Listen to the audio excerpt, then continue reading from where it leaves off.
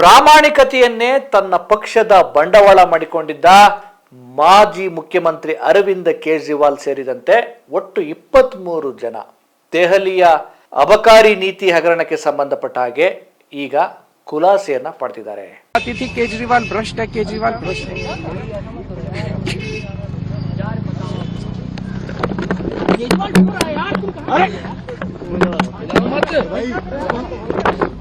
इन्होंने झूठा केस लगाया और आज ये साबित हो गया।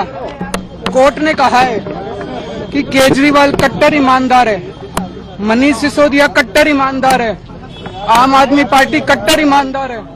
ಏನಿದು ದೆಹಲಿ ಅಬಕಾರಿ ನೀತಿ ಪ್ರಕರಣ? ಮಾಜಿ ಮುಖ್ಯಮಂತ್ರಿ ಅರವಿಂದ್ ಕೇಜ್ರಿವಾಲ್, ಮಾಜಿ ಉಪಮುಖ್ಯಮಂತ್ರಿ ಮನೀಶ್ ಸಿಸೋಡಿಯಾ ಸೇರಿದಂತೆ ಒಟ್ಟು ಅವರ ಪಕ್ಷದ 23 ಜನ ಅರೆಸ್ಟ್ ಆಗಿದ್ರು.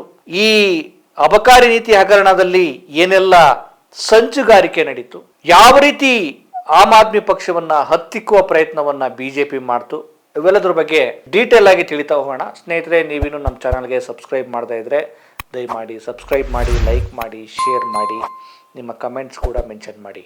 पिछले कुछ सालों से भारतीय जनता पार्टी जिस तरह से शराब घोटाला कर रही थी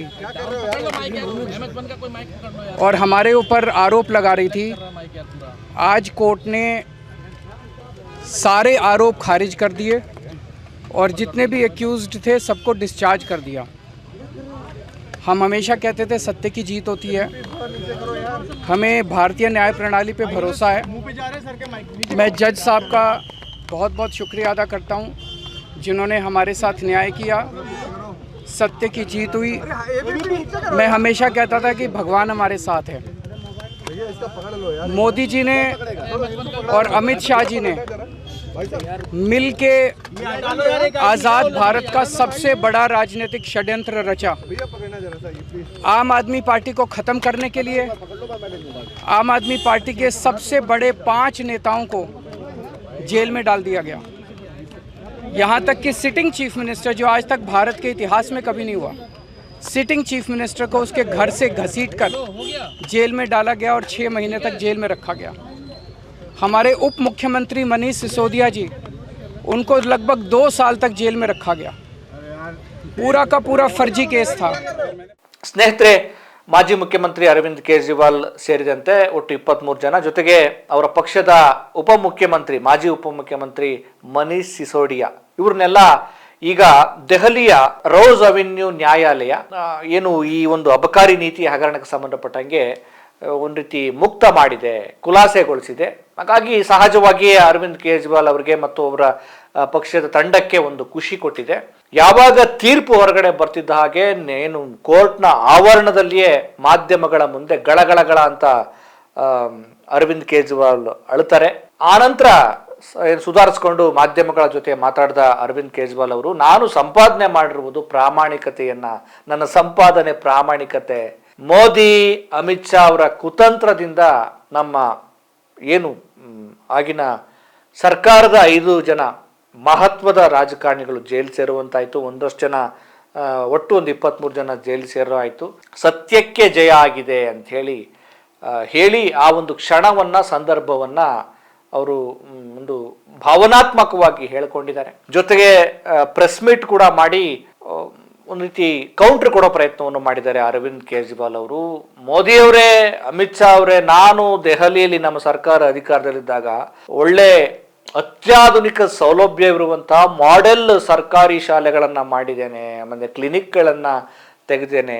ನೀವು ಅಂಥವೇನಾದ್ರೂ ಮಾಡಿ, ಜನೋಪಯೋಗಿ ಆಗುವ ಕೆಲಸಗಳನ್ನ ಏನಾದರೂ ಮಾಡಿ, ಸುಮ್ಮನೆ ಪಿತೂರಿ ಮಾಡೋದು, ನಮ್ಮ ಪಕ್ಷವನ್ನು ಮುಗಿಸೋದಿಕ್ಕೆ, ನಮ್ಮನ್ನ ರಾಜಕೀಯ ಮುಗಿಸೋದಿಕ್ಕೆ ಪ್ರಯತ್ನ ಪಡೋದು, ಅದೆಲ್ಲ ವ್ಯರ್ಥವಾದ ಕೆಲಸ.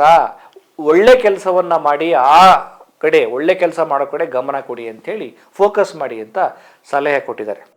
मैं मोदी जी को कहना चाहता हूं, मोदी जी, आपने हमारे ऊपर इतने केस कर लिए, आपने ईडी छोड़ दी, आपने सीबीआई छोड़ दी, आपने पुलिस छोड़ दी, आपने इनकम टैक्स छोड़ दिया हमारे पीछे, आपने जेल भेज दिया हमारे 5 सबसे बड़े नेताओं को। आम आदमी पर एक समय ऐसा था जब आम आदमी पार्टी के सबसे टॉप के 5 नेता जेल में थे एक साथ। उसके बाद भी केजरीवाल का कुछ नहीं बिगाड़ सके। अब तो एक ही तरीका बचा है मोदी जी केजरीवाल से निपटने का, केजरीवाल का कत्ल करवाना पड़ेगा, केजरीवाल की हत्या करवानी पड़ेगी। उसके अलावा अब केजरीवाल आपसे संभलने वाला नहीं है। अब आपके बस का नहीं है केजरीवाल, आपने सब कुछ करके देख लिया, अब केजरीवाल का कत्ल ही करवाना पड़ेगा। और एक तरीका है, मैं पहले भी बोल चुका, लेकिन वो मोदी जी के बस का नहीं है। मैंने 500 स्कूल बनवाए दिल्ली में, आप 5000 स्कूल बनाओ। मैंने दिल्ली की सड़कें अच्छी करी, आप पूरे देश की सड़कें ठीक कर दो, देखो केजरीवाल को कोई पूछेगा ही नहीं। केजरीवाल ने 200 मोहल्ला क्लिनिक बनाए, आप 20,000 मोहल्ला क्लिनिक बनाओ, आप तो देश के प्रधानमंत्री हो। अरे अच्छे काम करो ना। वो नहीं होता मोदी जी से, वो मोदी जी से नहीं होता। ಸ್ನೇಹಿತರೆ, ಏನಿದು ಅಬಕಾರಿ ನೀತಿ ಹಗರಣ ಅಂತ ನಾವು ಏನು ಆರೋಪದ ಹಗರಣ ಅಂತ ನಾವು ನೋಡೋದಾದ್ರೆ ನೋಡಿ, ಆಮ್ ಆದ್ಮಿ ಪಕ್ಷ ಅಧಿಕಾರಕ್ಕೆ ಬಂದ ಸಂದರ್ಭದಲ್ಲಿ ಅಬಕಾರಿ ನೀತಿ ಪರಿಷ್ಕರಣೆ ಮಾಡಬೇಕು ಅಂತ ಹೇಳಿ ಖಾಸಗಿಯವರಿಗೆ ಲೈಸೆನ್ಸ್ ಅನ್ನ ಕೊಡಬೇಕು ಅನ್ನುವಂಥ ಚಿಂತನೆ ಮಾಡುತ್ತೆ. ಆನಂತರ ಇದು ಖಾಸಗಿಯವರಿಗೆ ಈ ರೀತಿ ಲೈಸೆನ್ಸ್ ಕೊಟ್ಟರೆ ಅದರಲ್ಲಿ ಹಗರಣ ಆಗುತ್ತೆ, ಭ್ರಷ್ಟಾಚಾರ ಆಗುತ್ತೆ ಅನ್ನುವಂಥ ಆರೋಪಗಳು ಕೇಳಿ ಬಂದಾಗ ಮತ್ತೆ ಅದರಿಂದ ವಾಪಸ್ ಬರುತ್ತೆ. ಈ ಸಂದರ್ಭವನ್ನೇ ಸರಿಯಾಗಿ ಉಪಯೋಗಿಸ್ಕೊಂಡಂಥ ಕೇಂದ್ರ ಸರ್ಕಾರ, ಇಂದಿನ ಮೋದಿ ಸರ್ಕಾರ, ಅವರಿಗೆ ದೆಹಲಿಯ ಈ ನೂತನ ಅಬಕಾರಿ ನೀತಿ ಹಗರಣದಲ್ಲಿ ಖಾಸಗಿಯವರಿಗೆ ಅನುಕೂಲ ಮಾಡಿಕೊಡುವ ಸಲುವಾಗಿ, ಜೊತೆಗೆ ಆ ಮೂಲಕ ಖಾಸಗಿ ಕಂಪನಿಗಳಿಂದ ಒಂದು 100 ಕೋಟಿ ಕಿಕ್ ಬ್ಯಾಗ್ ಅನ್ನ ಪಡ್ಕೊಂಡಿದ್ದಾರೆ, ಅದನ್ನ ಗೋವಾ ರಾಜಕಾರಣಕ್ಕೆ ಬಳಕೆ ಮಾಡ್ಕೊಂಡಿದ್ದಾರೆ ಅನ್ನುವಂಥ ದೊಡ್ಡ ಆರೋಪವನ್ನ ಮಾಡಿ, ಕೊನೆಗೆ ಪ್ರಾರಂಭದಲ್ಲಿ ಇಡಿ ನೋಟಿಸ್ ಕೊಡುತ್ತೆ, ಸಮನ್ಸ್ ಕೊಡುತ್ತೆ, ಇವರು ತಲೆ ಕೆಡಿಸ್ಕೊಳ್ಳಲ್ಲ. ಆ ನಂತರ ಒಂದು 9 ಸಮನ್ಸ್ ಕೊಟ್ಟ ನಂತರ ಇವರನ್ನ ಗಂಭೀರವಾಗಿ ಪರಿಗಣಿಸಿ ಬಂಧನ ಮಾಡಲಾಗುತ್ತೆ. 2024 ಮಾರ್ಚ್ 21ರಂದು ಅರವಿಂದ್ ಕೇಜ್ರಿವಾಲ್ ಅವ್ರನ್ನ ವಶಕ್ಕೆ ಪಡೆಯಲಾಗುತ್ತೆ. ಆನಂತರ ಅವರ ಸರ್ಕಾರದ ಉಪಮುಖ್ಯಮಂತ್ರಿ ಮನೀಶ್ ಸಿಸೋಡಿಯಾ ಅವರನ್ನು ವಶಕ್ಕೆ ಪಡೆಯಲಾಗುತ್ತೆ. ಆ ಜೊತೆಗೆ ಇವರು ಈ ಒಂದು ಟೀಮ್ ಜೊತೆಗೆ ತೆಲಂಗಾಣದ ರಾಜಕಾರಣಿ ಕೆ ಕವಿತಾ ಮತ್ತು AAP ನಾಯಕರಾದ ವಿಜಯ್ ನಾಯರ್, ಒಟ್ಟು ಯಾರೆಲ್ಲ ಮೇಲೆ ಆರೋಪಗಳಿದ್ದಾವೆ ಅವ್ರನ್ನೆಲ್ಲ ಬಂಧಿಸಿ ಎನ್ಕ್ವೈರಿ ಮಾಡಲಾಗುತ್ತೆ. ಒಂದು ರೀತಿ ಆಮ್ ಆದ್ಮಿ ಪಕ್ಷಕ್ಕೆ ಒಂದು ಚುನಾವಣೆಯ ಸಂದರ್ಭ, ಅದು ಲೋಕಸಭಾ ಚುನಾವಣೆಯ ಸಂದರ್ಭ, ಒಂದು ರೀತಿ ಸಂಕಷ್ಟದ ಸಂದರ್ಭ, ಆಮ್ ಆದ್ಮಿ ಪಕ್ಷವನ್ನ ಹಣಿಯೋದಿಕ್ಕೆ ಮಾಡಲಾಗುತ್ತೆ ಅಂತೇಳಿ ಕೆಲವರು ಚರ್ಚೆ ಮಾಡ್ತಿದ್ದಾರೆ. ಇನ್ನೊಂದು ಕಡೆ ಪ್ರಾಮಾಣಿಕತೆಯನ್ನೇ ಒಂದು ಧ್ಯೇಯವಾಗಿ ಇಟ್ಕೊಂಡಂತ ಪಕ್ಷ ಈಗ ಒಂದು ಭ್ರಷ್ಟಾಚಾರದ ಆರೋಪದಲ್ಲಿ, ಅದು 100 ಕೋಟಿ ಕಿಕ್ ಬ್ಯಾಕ್ ಅನ್ನ ಪಡ್ಕೊಂಡಿರುವಂತ ಆರೋಪದ ಮೇಲೆ ಈಗ ಅರೆಸ್ಟ್ ಆಗ್ತದಾರಲ್ಲ ಅಂತೇಳಿ ಬಹಳ ಚರ್ಚೆಗೆ ಈಡಾಗ್ತು.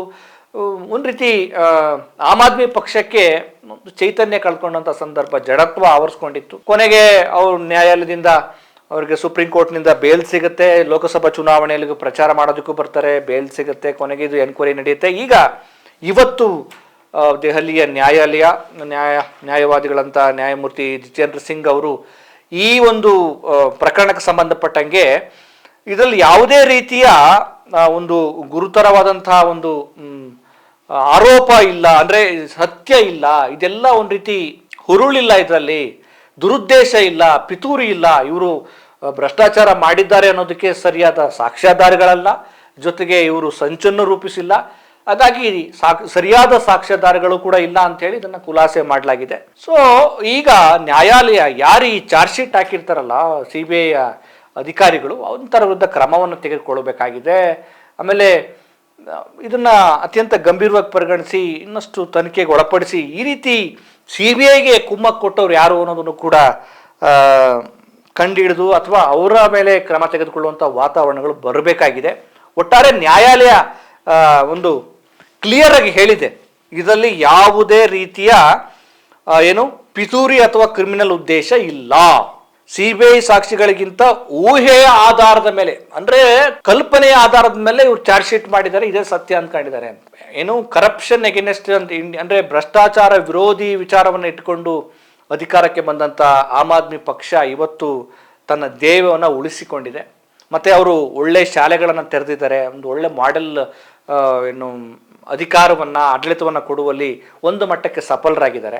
ಆದ್ರೆ ಇವತ್ತು ನಾವು ನೋಡ್ತಿದೀವಲ್ಲ, ಸಾಂವಿಧಾನಿಕ ಸಂಸ್ಥೆಗಳನ್ನ ಯಾವ ರೀತಿ ದುರ್ಬಳಕೆ ಮಾಡಿಕೊಂಡು ತಮ್ಮ ಸರಿಸಮಾನವಾಗಿ ಬೆಳೆಯುವ ಪಕ್ಷಗಳನ್ನ, ರಾಜಕಾರಣಿಗಳನ್ನ, ಪ್ರಶ್ನೆ ಮಾಡುವಂತ ರಾಜಕಾರಣಿಗಳನ್ನ, ಚಿಂತಕರನ್ನ ಈ ರೀತಿ ಸಾಂವಿಧಾನಿಕ ಇಡಿ, CBI, ಬೇರೆ ಬೇರೆ ಸಾಂವಿಧಾನಿಕ ಸಂಸ್ಥೆಗಳನ್ನು ತಮ್ಮ ಕೈಗೊಂಬೆಗಳಂತೆ ಮಾಡಿಕೊಂಡು ಯಾವ ರೀತಿ ಇವ್ರು ಹೆಣಿತಾರೆ, ಅವ್ರು ಜೈಲು ಪಾಲಾಗಿ ಮಾಡ್ಕೊಳ್ತಾರೆ, ಅವರ ಮಾನಸಿಕವಾಗಿ ಕುಗ್ಗಿಸ್ತಾರೆ ಅನ್ನೋದಕ್ಕೆ ಈ ಒಂದು ಏನು ಅಬಕಾರಿ ನೀತಿ ಹಗರಣದಲ್ಲಿ ಅರವಿಂದ್ ಕೇಜ್ರಿವಾಲ್ ಮತ್ತು ಅವರ ತಂಡ, ಅವರ ಪಕ್ಷದ ಒಂದಷ್ಟು ಸದಸ್ಯರನ್ನ ಸಿಕ್ಕಿದ್ರು ಏನು ಇದರಲ್ಲಿ ತಗಲಾಕಿಸಿದ್ರು ಅನ್ನೋದನ್ನ ನಾವು ಅರ್ಥ ಮಾಡ್ಕೊಳ್ಬೇಕಾಗಿದೆ. ಅಂದರೆ ಇವರನ್ನ ಪ್ರಶ್ನೆ ಮಾಡಬಾರ್ದು, ಇವರು ಬೇರೆ ಪಕ್ಷಗಳು ಪ್ರಬಲವಾಗಿ ಬೆಳೀಬಾರ್ದು. ಆ ರೀತಿ ಏನಾದರೂ ಆದರೆ ಇವರು ತಮ್ಮದೇ ಆದ ಈ ರಾಜಕೀಯ ಪಿತೂರಿಯ ಮೂಲಕ, ಅರವಿಂದ್ ಕೇಜ್ರಿವಾಲ್ ಹೇಳಿರೋದು ನಿಜನೇ, ರಾಜಕೀಯ ಪಿತೂರಿಯ ಮೂಲಕ ಹಣಿಯುವ ಪ್ರಯತ್ನಗಳಾಗ್ತಾ ಇದ್ದಾವೆ. ನಿಜಕ್ಕೂ ನ್ಯಾಯಾಲಯ, ಈ ದೇಶದ ಪ್ರಜ್ಞಾವಂತ ಜನತೆ ಮತ್ತೆ ಎಲ್ಲದಕ್ಕಿಂತ ಮುಖ್ಯವಾಗಿ ಮತದಾರರು, ಜನರು ಇವರ ಈ ಕುತಂತ್ರವನ್ನು ಅರ್ಥ ಮಾಡ್ಕೊಳ್ಬೇಕಾಗಿದೆ. ಯಾವ ರೀತಿ ನೋಡಿ ಪಕ್ಷಗಳನ್ನು, ರಾಜಕೀಯ ಪಕ್ಷಗಳನ್ನು, ರಾಜಕೀಯ ಮುಖಂಡರನ್ನ ಹಣಿಯುವ ಕೆಲಸ, ಅವ್ರನ್ನ ದಮನ ಮಾಡುವ ಕೆಲಸವನ್ನ ಮಾಡ್ತಾ ಇದ್ದಾರೆ ಅಂತ ನೋಡಿ. CBI ಅಧಿಕಾರಿಗಳು ಇದರಲ್ಲಿ ಎನ್ಕ್ವೈರಿ ಮಾಡಿದ್ರೆ ಇನ್ನಷ್ಟು ಬಯಲಾಗುತ್ತೆ. ಆದರೆ ಇವರು ಟಾರ್ಚರ್ ಕೊಟ್ಟಿರ್ತಾರೆ, ನೀವು ಮಾಡಲೇಬೇಕು, ಒತ್ತಡ ಇರುತ್ತೆ, ನೀವು ಅವ್ರ ಮೇಲೆ ದಾಳಿ ಮಾಡಿ, ಇಲ್ಲದ ಊಹೆಯ ಆಧಾರದ ಮೇಲೆ ನೀವು ಇದು ಮಾಡಿ ಅಂತ ಹೇಳಿರ್ತಾರೆ, ಇದು ಮಾಡ್ತಾರೆ. ನಾವು ನೋಡ್ತಾ ಇದೀವಿ. ಇವ್ರು ಹೇಳ್ದಂಗೆ ಕೇಳ್ಬಿಟ್ರೆ ದೊಡ್ಡ ದೊಡ್ಡ ಭ್ರಷ್ಟಾಚಾರರು ಇವ್ರು ಹೇಳ್ದಂಗೆ ಕೇಳ್ಕೊಂಬಿಟ್ಟು ಇವ್ರ ಪಕ್ಷಕ್ಕೆ ಹೋಗಿ ಜಾಯ್ನ್ ಆಗ್ಬಿಟ್ರೆ ಅಲ್ಲಿ ವಾಷಿಂಗ್ ಮಿಷಿನ್ ತರ ಫ್ರೆಶ್ ಆಗ್ಬಿಟ್ಟು ಅವ್ರು ಪರಿಶುದ್ಧವಾಗ್ತಾರೆ. ಇವ್ರ ಮಾತನ್ನ ಕೇಳದೆ ಇದ್ರೆ ಇಡಿ, CBI ಮತ್ತಿನ್ಯಾವ್ಯಾವುದೋ ತನಿಖಾ ಸಂಸ್ಥೆಗಳ ಮೂಲಕ ಚೂ ಬಿಟ್ಟು ಅವರನ್ನ ದಮನ ಮಾಡಲಾಗತ್ತೆ.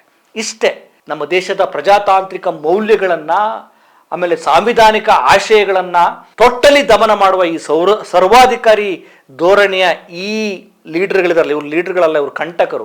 ಇಂಥ ಜನಕಂಟಕ ವ್ಯವಸ್ಥೆಯನ್ನ, ಜನಕಂಟಕ ಸರ್ಕಾರಗಳನ್ನ ಕಿತ್ತೊಗೆಯುವ ಜವಾಬ್ದಾರಿ ನಮ್ಮ ಜನರದ್ದು. ಅದು ಯಾವ ರೀತಿ ಅಂದರೆ ಸರಿಯಾದ ಮತವನ್ನ ಸರಿಯಾದ ಪಕ್ಷಗಳಿಗೆ, ಅದು ಸಾಂವಿಧಾನಿಕ ಆಶಯಗಳಿರುವಂಥ ಒಂದು ಪಕ್ಷಗಳಿಗೆ, ಪ್ರಾಮಾಣಿಕತೆಯನ್ನ, ಭ್ರಷ್ಟಾಚಾರದ ವಿರೋಧಿ ಅಂಶಗಳನ್ನು ಇಟ್ಕೊಂಡಿರುವಂಥ ಜನರಿಗೆ, ಪಕ್ಷಗಳಿಗೆ ಓಟ್ ಹಾಕ್ಬೇಕಾಗಿದೆ. ಅಬ್ಕಿ ಬಾರ್ 400 ಪಾರ್ ಅಂತ ಹೇಳ್ತಾ ಇದ್ರು, ಜನ ಸರಿಯಾದ ಪಾಠ ಕಲಿಸಿದ್ರು. ನಾವು ಸಂಪೂರ್ಣವಾಗಿ ಬಹುಮತ ಪಡ್ಕೊಂಡಿವಿ ಅಂತ ಹೇಳ್ತಿದ್ರು, ಸಾಧ್ಯ ಇಲ್ಲ ಅಂತ.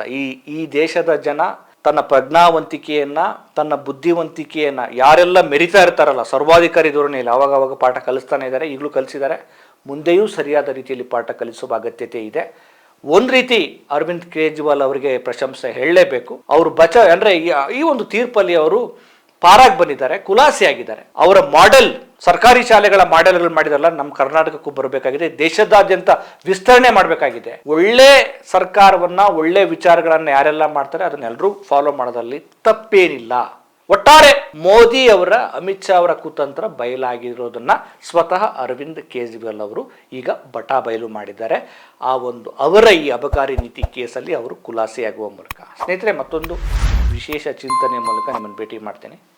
ನಮಸ್ಕಾರ.